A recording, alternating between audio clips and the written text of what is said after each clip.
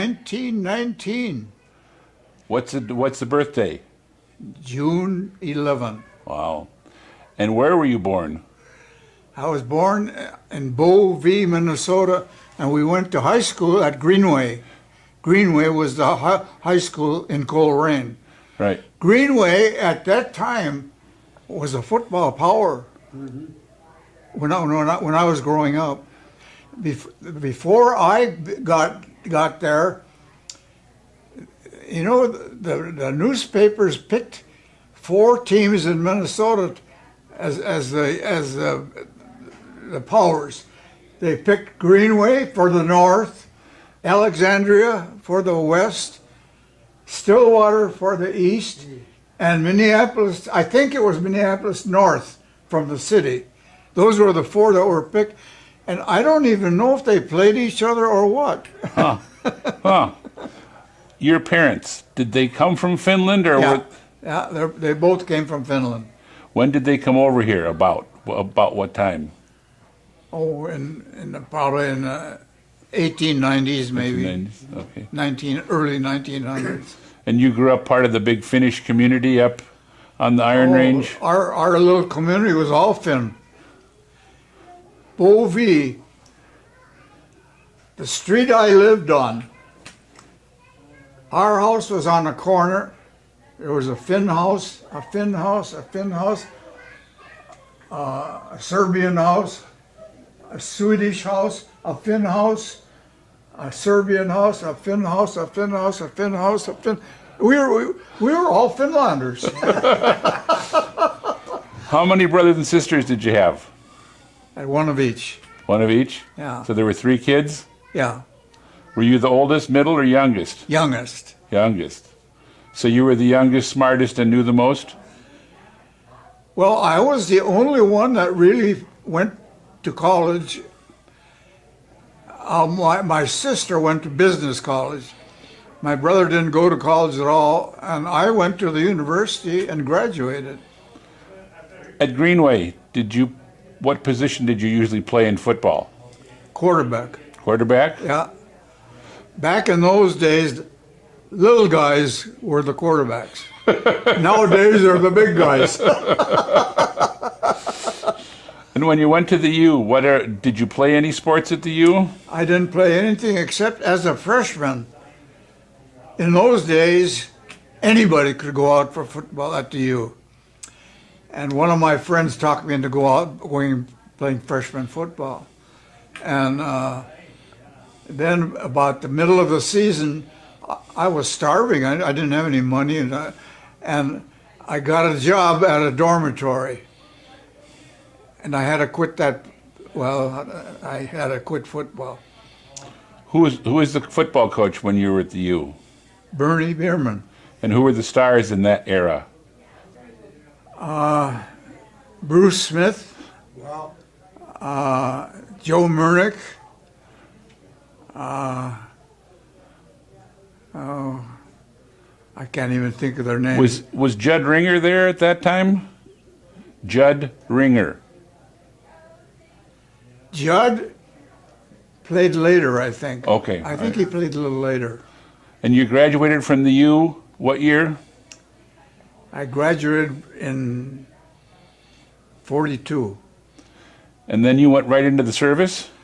I went and I went into naval flight training, and then I transferred into the Marine Corps, and I got my wings from the Marines, and then I flew around the world. I was overseas 19 months. Wow. in the South Pacific. What kind of planes did you fly? Well, it just so happened I was flying the old DC-3, and the Marines had a squadron, and we were hauling stuff around the South Pacific. We were hauling a little of everything, and occasionally I was hauling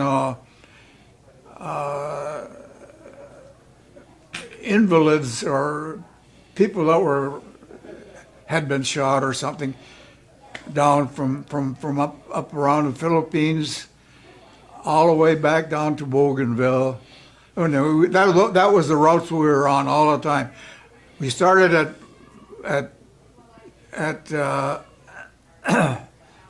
well, I was based at Bougainville for a while, and from there I was going all over. And we were pretty lucky. I still remember one of my best friends.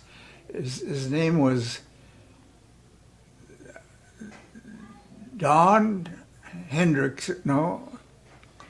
Anyway, he got lost out there, and I always think of him when he was a. Well, I suppose I was about 22 or 3, and that's what he was, and he disappeared. We never did find him. We were flying over water most of the time. Yeah. And my flights started from Bougainville, and they ended up in the Philippines, in northern Luzon in the Philippines, and that was still in Japanese hands. Wow. And we were flying around Luzon up to a marine base in northern Luzon. Wow. After the service, did you get a job first, or did you meet Helen first? After the service,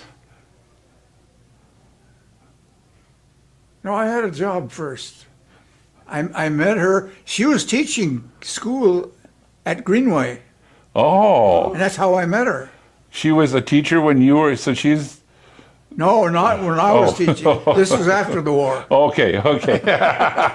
Yeah. She was a home ec teacher at Greenway High School in Coleraine, and she married me instead of continuing teaching.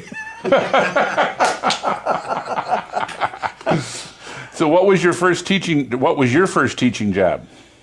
My first job, about the middle of the year, they called me from the Red Wing Training School, and they needed some help. So I went down there and worked for half a year. And then from there, the next year, I went to St. Charles, Minnesota, and I coached basketball at St. Charles. And then from there, I went to University High School. And how I got the job, I don't know. I was a nobody. I was absolutely a nobody. Although I won when I was at St. Charles. Oh, there's Jerry.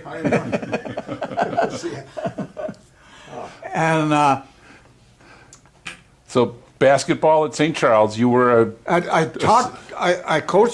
taught math at St. Charles, and I coached basketball, and I had a good basketball team. I was undefeated until the tournament time. right. And then from there I went to U-High, and U-High was a great experience football because we were right on a university campus. Yep. And we played our games on the university campus. And so I was in close touch with the Bierman style of football at that time. And how many years did you stay at U High? 3. 3? And the reason they all tried to talk me into getting a PhD. I got my master's, and I for a while I thought I better stick it out and get a PhD. A lot of the guys that got their PhDs ended up in various pretty good jobs, especially in these small colleges who were picking them off. Sure. Well, anyway, I quit at the end of 3 years, and the reason I quit, Orono opened up, and Orono was a nobody. Right. There was nothing here. Yeah, it was a cornfield. That's all. It was cornfield and cattails. Yeah. So who got you to come to Orono, or did you apply for the job because you wanted it, or? No, the Dr. Stout, who was the superintendent of University High School, was trying to talk me into getting a PhD, and I was trying to get out of it. And he says, "Well, I'll get you a job." And he scouted around and found the Orono job. And the reason I took it, it was a new school. There was nothing there. And I thought, well, if I go there, I can build it myself. And that's about what happened. I built it myself. Right, that's right, that's right. I'll tell you, you can't believe all the things I did. You know that the second football field we had, I watered it all summer, every morning, every evening, to get green grass. I lined it with lime, and I had to go to Wayzata and get a spreader. yeah. Oh. And we didn't have lights or anything then. No. And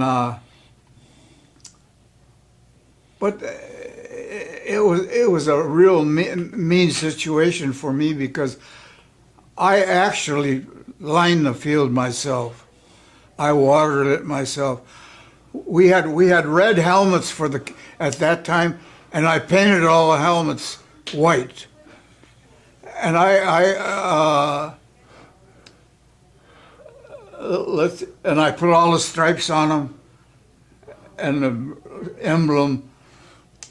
I did everything myself, though. Yeah, because you were a one-man show. Well, I really was. Yeah. I look back and I say, how did I do it?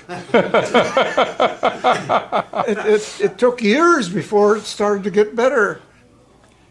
I have to ask, because you must have met Myrtle Schumann right about the time you started. Oh, yeah, I knew Myrtle. Yeah.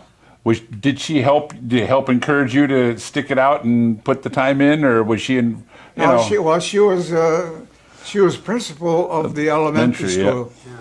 I knew her, but I was no contact. No contact. Your first football team, you had guys from 3 different high schools coming together. Oh, yeah, we had kids from Mound, Wayzata, Deep Haven, and one other one. Delano. Yeah, we had a couple from Delano. So how hard was it to bring those different guys together to make one football team? Oh, that was difficult. Well, in the first place, you got to remember, we started from zero. Yep. Everything was zero. There was no field, no gym, no nothing. I'm gonna cut. All right. Okay. I just want to slice these into segments. Sure. Okay. But It makes them easier for him to one of the I first got- teams I remember at Orono was when you guys, we beat you high. Yeah. Before you talk, I've got it paused now. I wanted to know if you remember when you dismissed some players early on for a drinking party. Do you remember that? I don't remember that. You don't remember that? You wrote that in your letter, but I don't remember that. See, I was a sophomore, and I was kind of on the edge of whether I was starting or not. Yeah. So when we got rid of those guys, I was full time. You were golden. Did you buy him the booze? We set it up actually. Well, you played before Tom played. Yeah, yeah. Yeah. But up to the time that Tom and Jerry were playing, we were little. You guys were the first big guys we had. You two, Stetler, Steve Robertson. Steve Robertson, Ted Orr. Yeah. You guys were all big. That was the first big team I had. Up to that point, we were just a bunch of little squirts, and we were beating the hell out of everybody. So, Ike, split T was your offense. Yeah. Where did you get the idea for that, or who did you learn that from? Well, I'll tell you, nobody in this area was using it. I was the first one in the whole metro area that used the split T.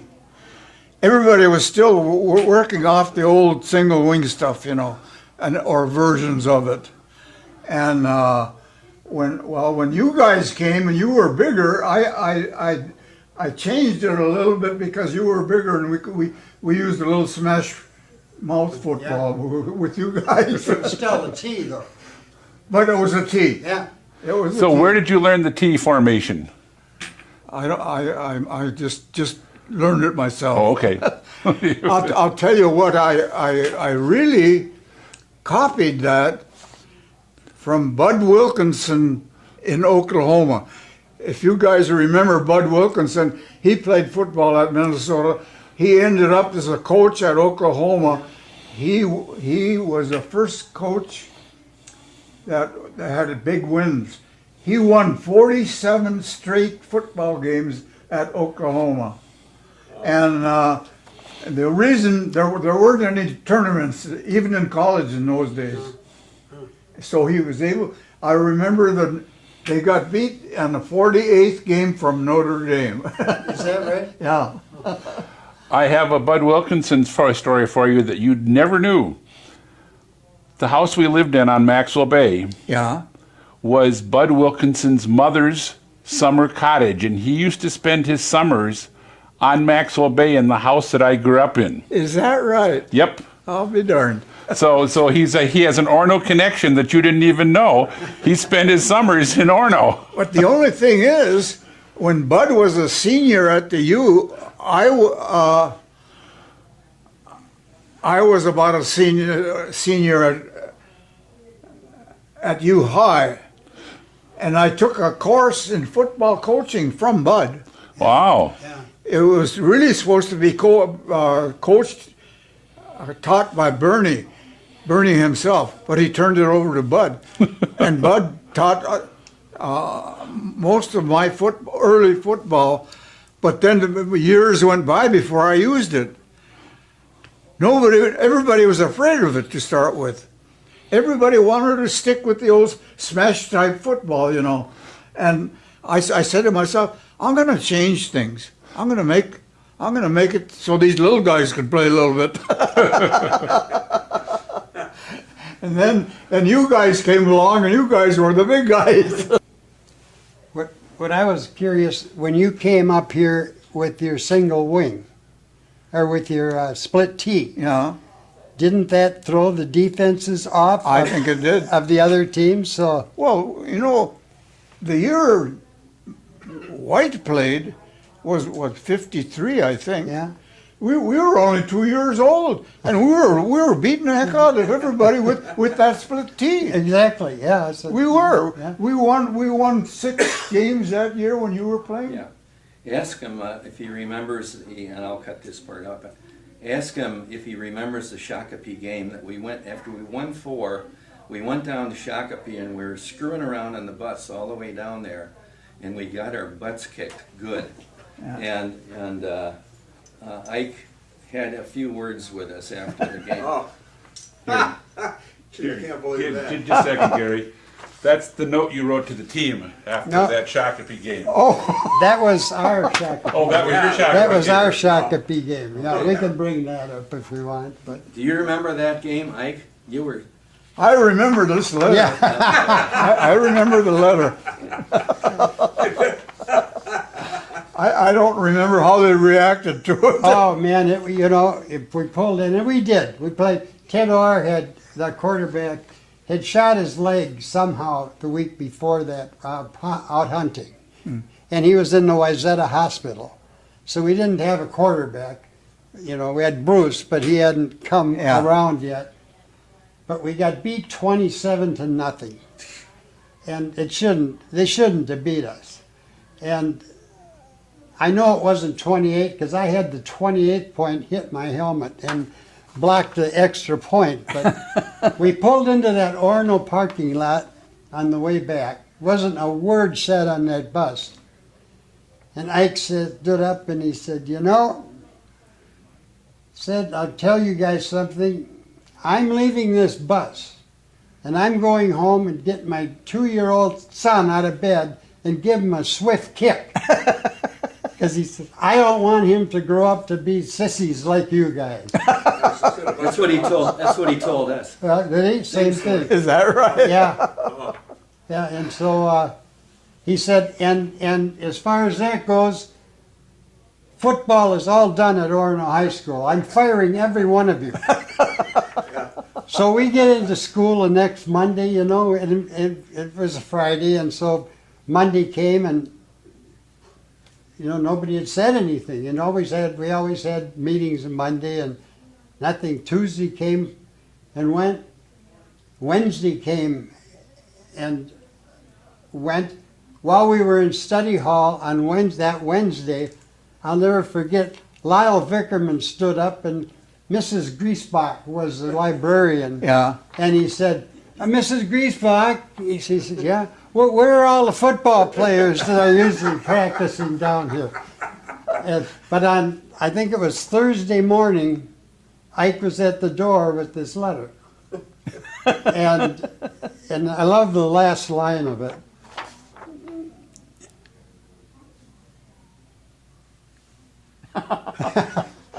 Last line says, P.S. I would appreciate it if you would destroy this note after you have read it. and so you know, it was a great time. And we went that week. I can't remember who we played, but we never practiced that whole week, and we went and beat somebody really heavy, I think. So it affected, you know, we all were learning, I guess, you know.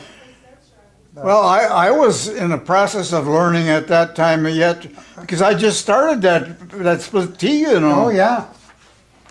And all I was doing was I was copying Bud Wilkinson from Oklahoma. Anything he did, I did. and that included the defense. We played the 52 defense, and everybody up here was using the 6-2-2-1. Yeah. And I went to the 52 and the split T, so I changed everything that we were playing against. Yeah. Go ahead. That Shakopee game when we were juniors, you came up with this idea that we were going to use a pull-out guard, and it was kind of like a single wing. The pull-out guard came out and went around the right end, and my assignment, and we worked on this all week, and no one knew what we were going to be doing or anything else. But we get down to Shakopee, and we called that play, and I'll never forget that thing worked so well in practice. It was unbelievable.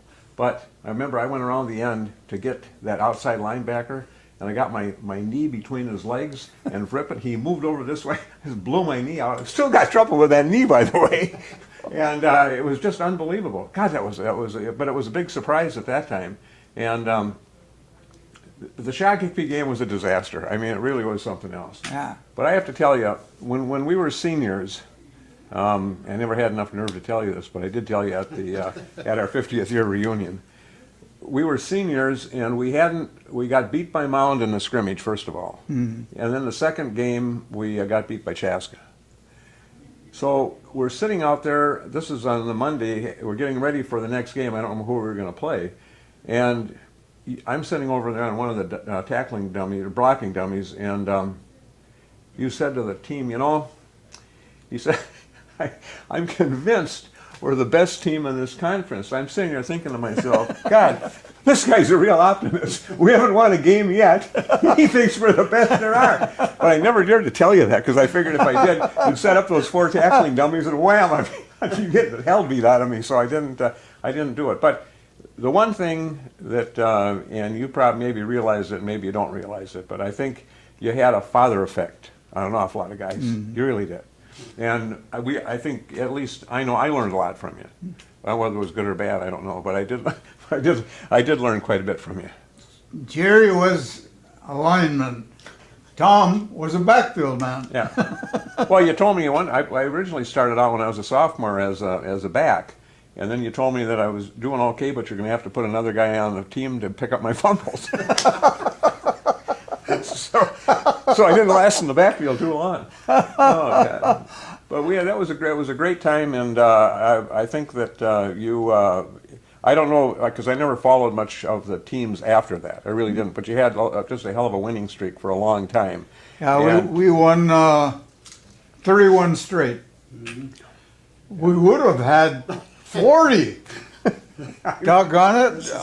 On the 32nd game, we were marching for a touchdown, and a guy was offside. I think one of our guys were offside, and screwed up that game. That can definitely happen. But yeah, you had some good teams with our group. You know, we started out in 7th grade with you, Yeah. and you were convinced from 7th grade that we could probably have a championship team. You kind of beat that into us and beat that into us and beat it into us. And I told Tom one time, I said, you know, when I look back at the team that we had, honest to God, talk about a bunch of misfits. I mean, we were. I don't know. If there was any kind of trouble we could get into, we definitely got into it. And but we did. You did form that team, and it actually worked out very well. So it was a good team, and we still. It's a highlight. I think it was a highlight of a lot of those team members' lives. I really do. That was a good bunch of kids. Really, when you start playing football, and then from there we ran into another bunch of. You got to have football players. You can't make them. No. You got to have some. Yeah. That's why you guys fit. You just fit the whole program. Well, it was quite a deal, I'll tell you, and I think that I'd like to thank you for that. You did a great job. I'm gonna slip in just for a couple of seconds. Are you? Ike, I wanted to bring up the type of blocking that we used in the split T that we played back in the '53 season, and a lot of it was using pull-out guards, and a tackle would be allowed to come through the line, and then the guard would run over and hit him on the side. Oh, okay. Yeah, and then the ball carrier could carry the ball through the hole where the tackle came in. And I will tell you that there were so many surprised guys the first time they got hit from the side like that, because there was nobody blocking them, and they came through unexpectedly, and then bam, you could hit them on the side, and it was just so much fun to do that. You know, that school really amazes me from the fact we had all these kids coming from different schools. Nobody had ever played football, really. No. None of you guys had ever played. No. And we started from zero, and then in 3 years we were starting to win already. Yeah.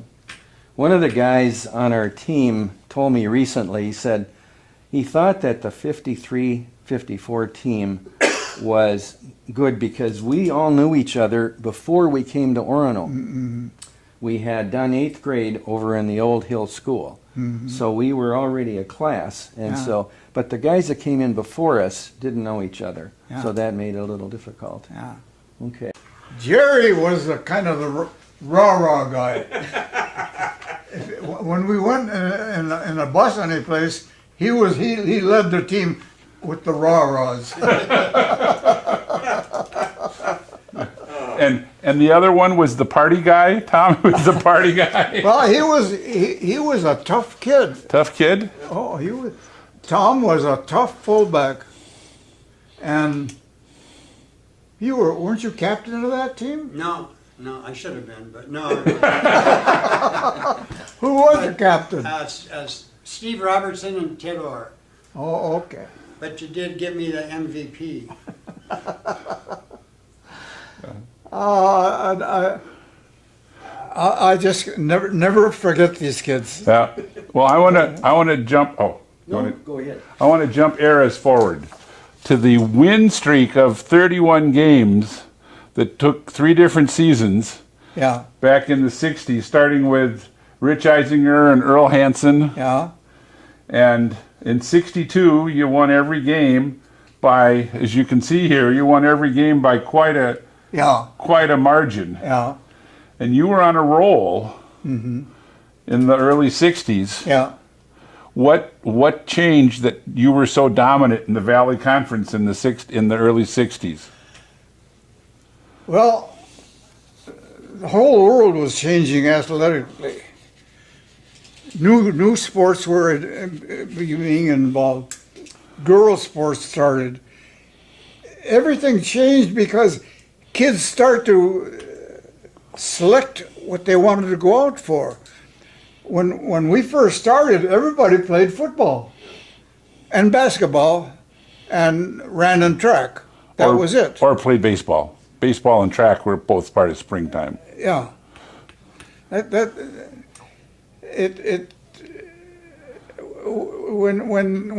the school expanded and new sports started, it started to break down. But for a while there, you were top of the heap in the Valley Conference. Oh, we were actually on top of the heap throughout the state. Really. Yeah. Well, you got ranked 17th in the state of Minnesota. Yeah. In 63 or 64. Yeah. And well, I want to back up one thing. How did you get Leo Goslin to be part of the whole operation? Well, Leo came from St. Cloud as a student teacher. Yeah, student teacher. Yep.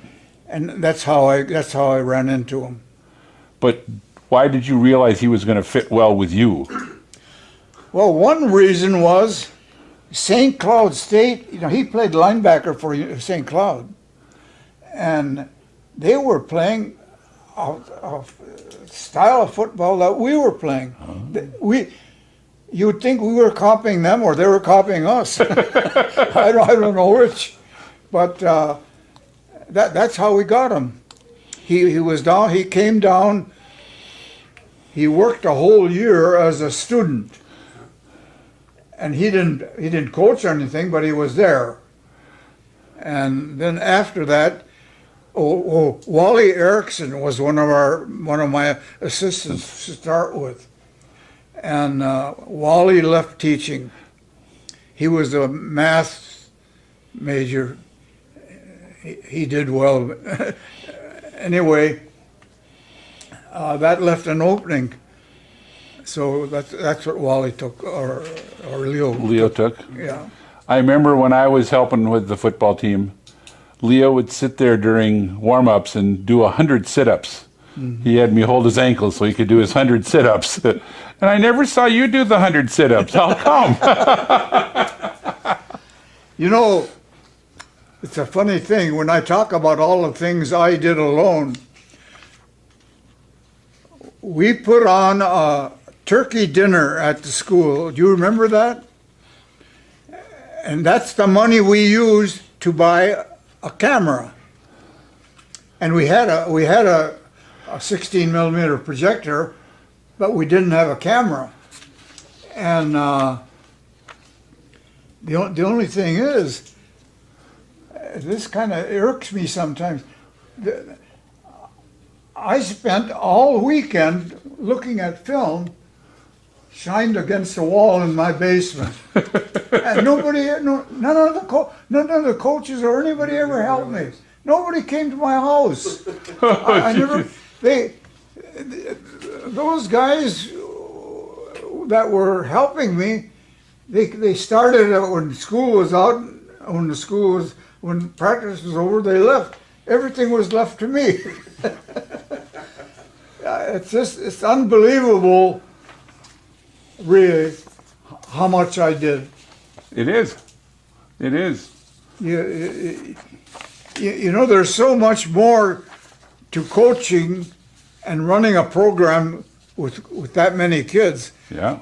And having one person doing everything. Yep. You were a help. Oh, you roped me into it, and I just followed directions. So when you had your 31 victories and you had the Chaska game that we lost. Yeah. Was that at Orono or was that at Chaska? Orono. That was at Orono. Because they built that stadium. Oh, they built the tower. We were the WCCO game of the week. Right. Yeah. With the big tower for the broadcast tower. Elroy Catcher had to build a tower on the football field. Yeah, that's about it. Yeah. So what happened in that game that we were so dominant up to that point, and what? Well, that game was even up all the way right to the end. And we were marching for a winning touchdown, and somebody was offside, and we didn't make our first down when we were down on about their 30-yard line. And they took over, and I'll be darned, you know what they did? They had fourth down and about 2 to go, and they ran it on their own 30 and made it. Oh, jeez. That's how they beat us. Oh, jeez. Shasta had good teams, Yeah. you know, too. Yeah. But then the next year, after that one loss, we came back and with guys like Bob Krebs and Lee Warren and all those guys came back and had another championship season in '65. Beat everybody but Chaska again. Yeah. And the one thing I remember from the years with Eisinger and McKinnon and all that was one parent brought milk and donuts for the team after we won a game down in the locker room. Oh, is that right? And well, you can see the picture here. Oh, and yeah. everybody was throwing the cartons of milk all over the locker room. And the locker room smelled like sour milk for the next 2 weeks before they could get the smell out of there. Because the parents were thinking, oh, well, so honor the boys and bring down milk and donuts. And they threw the milk. You know, you mentioned Bobby Krebs. He called me about a month ago, Yeah, did he finally? and he was based in California, someplace, San Diego, I think. And he said I got to thinking about our football, and I thought I'd give you a call. I called him a couple of times. But I always remember Bobby Krebs. He was the finest passer I've ever seen. Short pass. Jeez, he was so accurate throwing in the football, and those were the first years that we started passing a little more. Yeah. But then you got Randy Stinson in my class, who said he wasn't doing a lot of passing. He was doing a lot of handing off because you were back to the running game. Yeah, well, you don't find a Bobby Krebs very often. No. And the next one that was good was my own son, John. John. John was almost. I always told John, he when he was about a junior high, he said, "Well, what should I do to get as good as Bobby?" I said, "Copy him." I said, Quarterback. Yeah. Fred Merrill "Oh yeah, Fred." was one of the fastest kids I ever remember through high school. Mm-hmm. Did you take advantage of that speed that Freddie had? Oh yeah, I always remember Fred. We were playing Golden Valley, and I had him on defense as a safety man. And then one of their kids broke loose and and Fred caught him. And that was a game winner that he was involved in. Yeah, because he was the quarter mile. And back in about 1970, 71, he was remember him. held the quarter mile record for the state in track. He was fast. Well, he went back to Kansas in his senior year. He won the Kansas state record in the quarter mile too. Yeah, yeah. He was amazing. His dad worked in the grain business, which is how he got up here, and then ended up going back to Kansas. Yeah, Let me that's throw right. a few more. You brought up the fact that you had a 16 millimeter camera that we took. We bought that with the money we made on that turkey feed. Turkey feed. Yeah, And they'd take the pictures from the top of the school. yeah. Yeah, and of the That's right. games. That's why we hated Mondays so bad, because you would show the films every Monday, and then you'd get to that one point, and you would run that thing back and forth and back and forth. And I don't know if you remember this one, but all week you worked on a play called T28 double reverse pitch out. Yeah. And anyway, it was bad. It was a lot of ball handling. Yeah. And we were playing Norwood, Young America.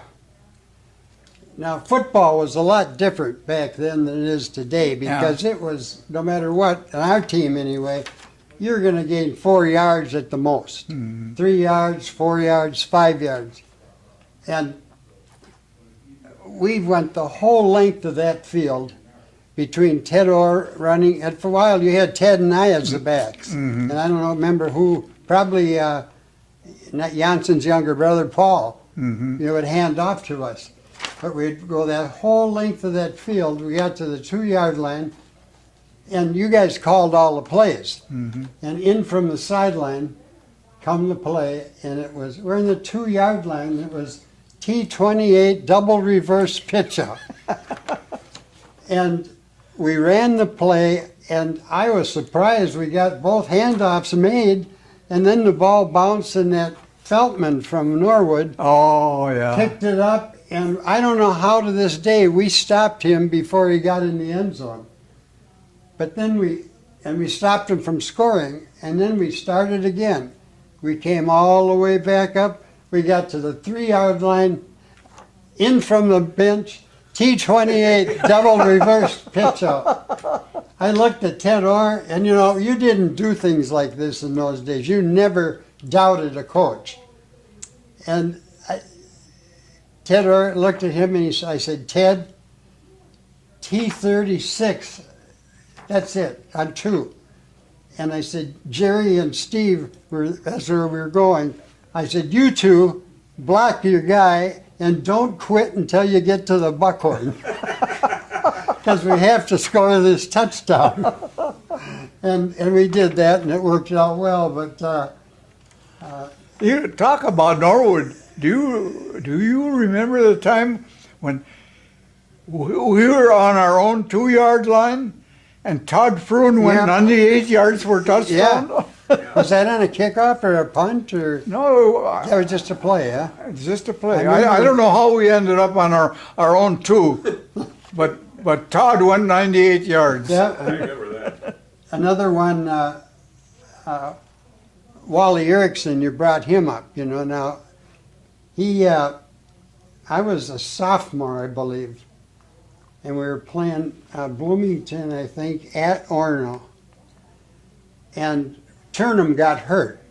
What was his, Dale? Dale Turnham got hurt. Yeah. And Wally grabbed me and he says, you're going in and now. He said, the first play, I don't care if you block anybody. The guy that's on you is a senior. But he said, you double your fist up and you hit him as hard as you can, right in the nose. And, I went in and did that. And that guy was a pushover the rest of the day, Kick out of that. But that, I'm interested in knowing if the football at Orono changed over the years, because we haven't got too much time left. yeah, okay. Well, football, and we'll let Ike answer that too. Yeah. But I was talking to Bobby Krebs, and I said, he said, well, there wasn't much passing going on in the early 60s because they were still using the same football that we did. Yeah. But he said, I think he told me 62 or 3 that the ball went thinner and more streamlined. Oh, And he was at that time at Gustavus. yeah. And he said, that's when passing really came back. Oh, he was great at Gustavus. Oh, yeah. But he got hurt the first couple of years. Then his senior year, he was a starter all year. The other thing Ike always told us, he says, I don't care what, I never want that sportsmanship trophy. I remember that. That one year we weren't doing too well. He Yeah. says, I don't want this. Sounds like George Patton. Yeah, I don't want it, he said. Yeah, tell us about your life after you left Orono. I imagine played a lot of golf, but what else did you, that's been quite a while. Well, I started playing golf when I was about 60. I'd never played before. And I never took a lesson. I just learned it myself by watching and observing and stuff. Oh, Well, anyway, I played until I was 90. yeah. I was playing 3 times a week there for a while. I really enjoyed golf afterwards. It was the only recreation I had. Yeah. After that. We all went to dinner, you and Helen, Yeah, yeah. at Alan Elma's one night. Yeah. And that day you shot below your age. Is that right? Yeah, you'd never done that, you said, you know. And you shot at 80-something. Yeah, actually I got pretty good from my age. Uh-huh. In my 70s, I was playing good golf, but Oh. then it finally you Caught up. finally catches up with Yeah, I asked you that one day. I haven't seen you around walking. He said, well, my mind wants to walk, but the darn legs don't always agree. you. Yeah, We're gonna finish. that's why that took care of things. Yeah. Thank him for showing us. Ike, we can't thank you enough for coming here and talking to us, Well- because we wanted to get some answers. Well, I've never forgot you guys. You know, you were pretty smart in a lot of ways too, though. See, I remember that game Jerry was talking about. We had never beat Bloomington Yeah, ever, yeah. and we were playing them that Friday night. And you said, "You guys get rest tonight, all of you." In fact, I'm going to drive down through the Buckhorn parking lot at 10 o'clock. And if any car there, you're not playing tomorrow. Well, that just made us go the other way, you know. Everybody was at the Buckhorn. We watched Ike drive in and drive, then he drove right around and he went home. And there was never a word said about that. So.